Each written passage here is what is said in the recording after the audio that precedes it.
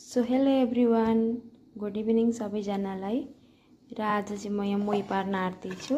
बिहान पार्छु भनेर सोचिरहेको थिएँ, बिहान पनि भ्याइन, हतार भयो। आमाहरू पनि उता धौला जानु भइरहेछ र मै पार्नु पर्यो भनेर अहिले चाहिँ पार्न आँट्दैछु। यो चाहिँ हप्ता दिनको भयो, तर जमाटा आएको, अब यो पार्न आँट्दैछु।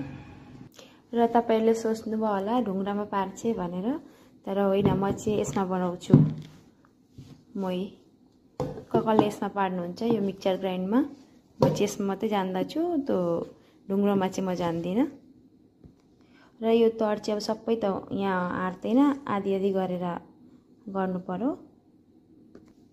र फार्स्टमा चाहिँ मैले यति लिएँ र यति गरिसकेर मात्रै यो गर्छु। र यसमा चाहिँ अलिकति पानी हालिदिनुपर्छ, नभए चाहिँ हुँदैन। अलिकति पानी हालिदिनु पर्यो।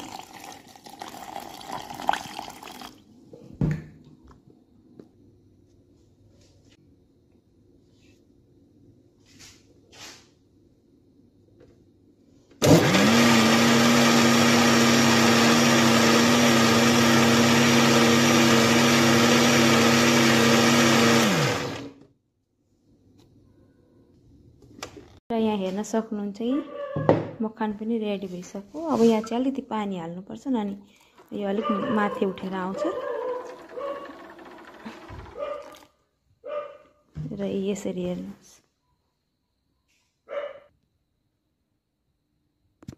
र सेकेन्डको पनि मैले हालिसकेँ। अब 3 खेप गर्दा चाहिँ ठिक्क हुन्छ यो। र यो सेकेन्डको पनि भयो, हेर्न सक्नुहुन्छ।